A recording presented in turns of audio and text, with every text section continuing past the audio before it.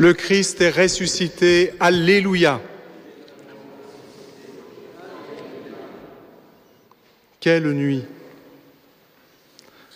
En cette nuit, comme chaque samedi soir, sans doute, nombreux sont ceux et celles parmi nos contemporains, nos amis peut-être, qui sortent pour se divertir, se changer les idées, s'amuser, s'éclater. Leur attitude nous rappelle que nous sommes faits pour le bonheur, ce bonheur que nous recherchons tous éperdument et que nous avons parfois tant de mal à trouver.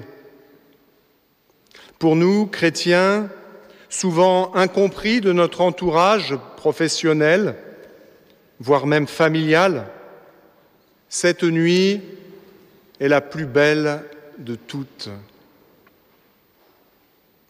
C'est toujours la nuit que Dieu choisit pour accomplir ses plus grandes merveilles. Pourquoi donc? C'est bien mystérieux, mais peut-être parce que notre Dieu, s'il fait beaucoup de bien, ne veut pas faire beaucoup de bruit. Il est certes le Tout-Puissant, mais il veut se faire tout petit. Il veut certes être accueilli en chacune de nos âmes, mais il ne veut pas entrer de force. Il attend notre invitation. Alors, en quelque sorte, il se cache dans la nuit. Et puis, n'est-ce pas la nuit qu'il est beau de croire en la lumière? Toute nuit est promesse de l'aube, assurance que le jour se lèvera et fera resplendir sa lumière. Cette nuit, nous venons de la chanter, de l'exalter, notamment dans le chant de l'exultète qui s'adresse au cierge pascal, c'est-à-dire au Christ ressuscité.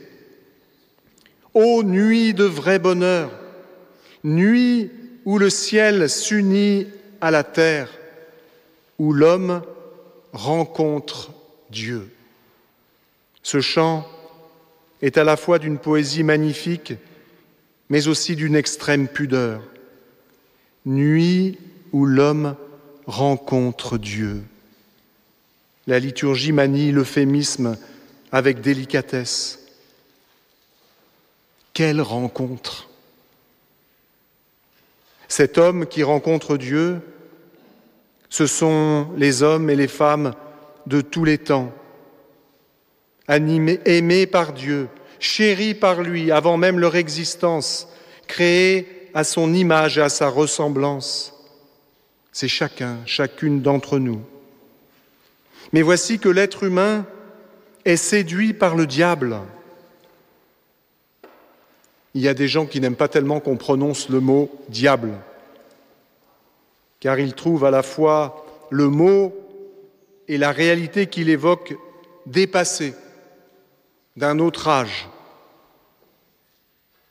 Je pense que le démon lui-même n'aime pas trop qu'on prononce son nom, tant il préfère rester caché, ignoré, et même qu'on oublie ou doute de son existence.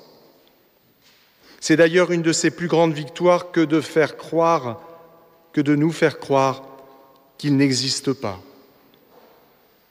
Mais s'il n'existe pas, si nos premiers parents, et nous tous à leur suite, n'avons pas péché en décrétant nous-mêmes de ce qui serait bien ou mal, mais alors s'il n'existe pas, que faisons-nous ici ce soir?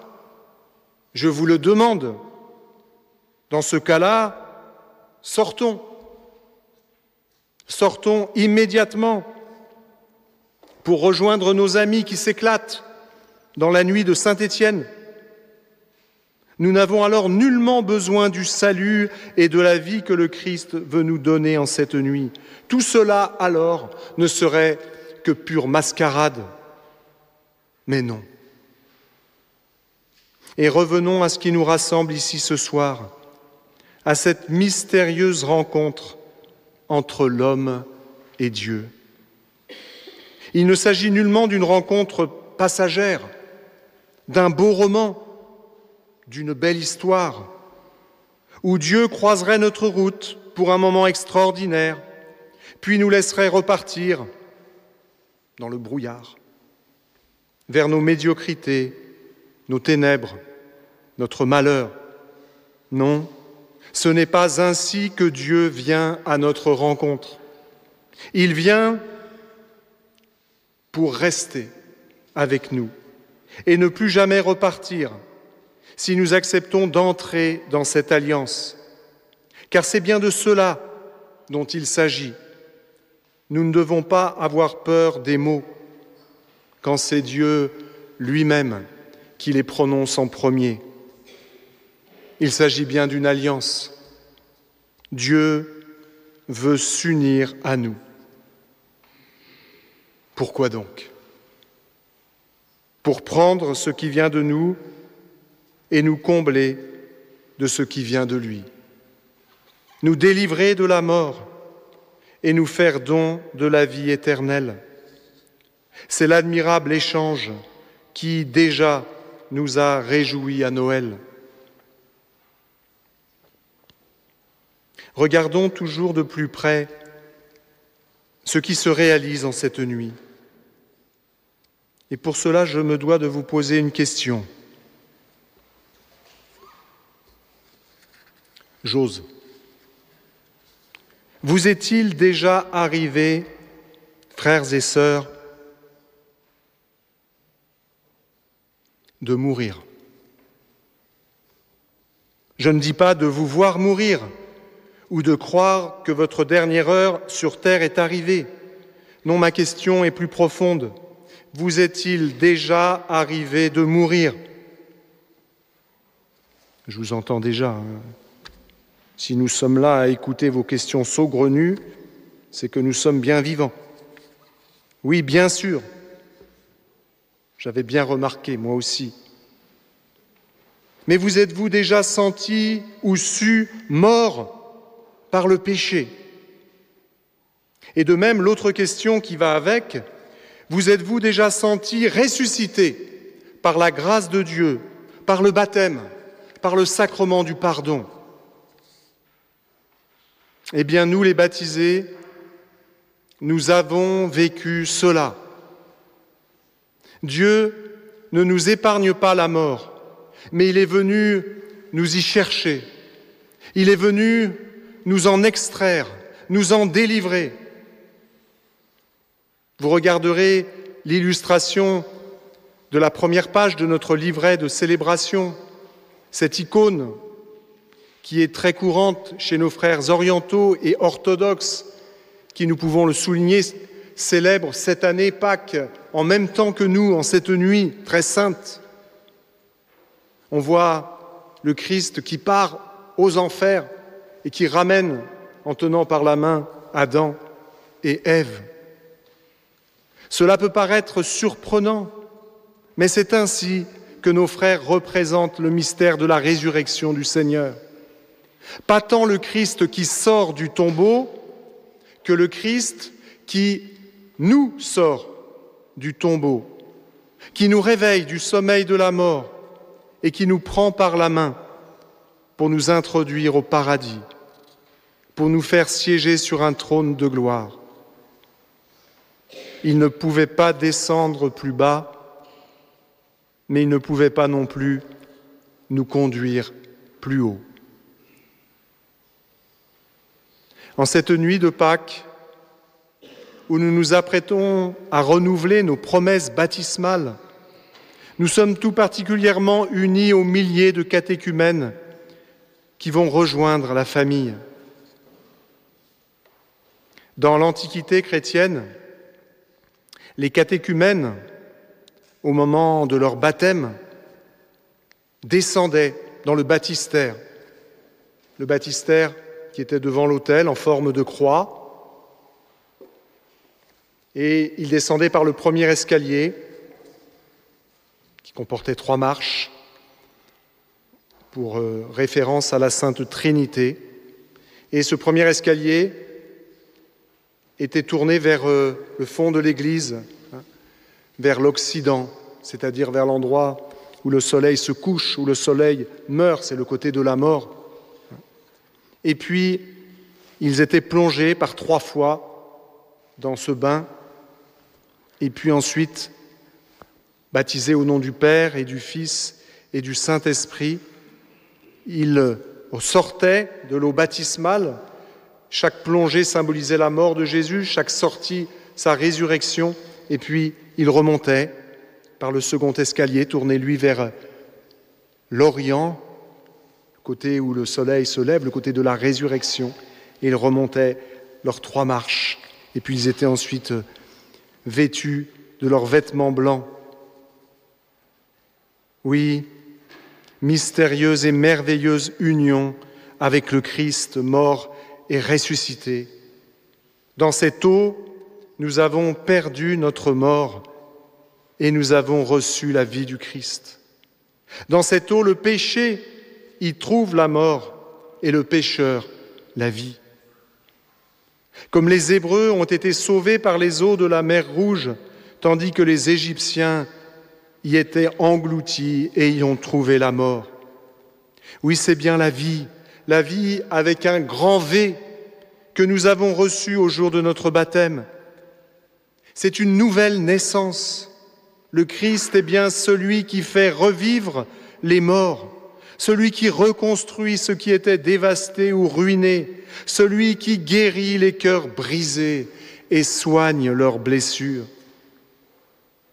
Il est celui qu'annonçait le prophète Ézéchiel, qui verse sur nous une eau pure pour changer notre cœur de pierre en un cœur de chair. Alors, si en cette nuit certains sortent pour s'éclater, c'est tout l'inverse qui va se produire pour nous. En cette nuit, nous sommes reconstruits, revigorés, nous sommes renés. Et n'est-ce pas l'expérience la plus extraordinaire qu'on puisse vivre, passer de la mort à la vie?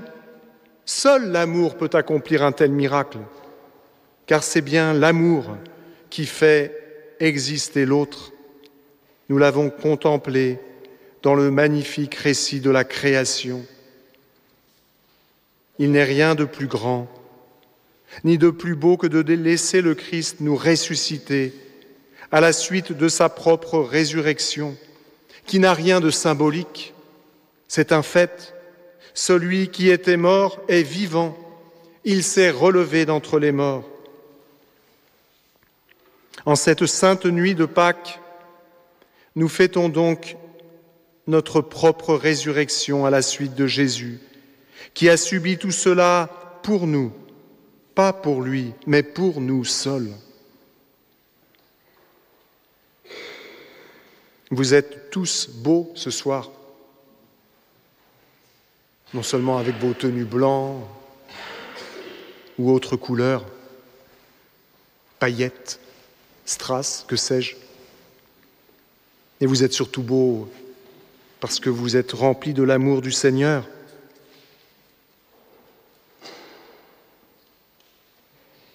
Oui, nous sommes beaux parce que nous sommes pardonnés, parce que nous sommes ressuscités, parce que nous avons été lavés dans le sang de l'agneau, lui qui fait passer des ténèbres à son admirable lumière. Alors, à partir de cette nuit qui est celle de notre résurrection, vivons en enfants de lumière. Le Seigneur est notre joie. Nous le savons. Il est notre vie. Nous le savons. Il est notre bonheur profond.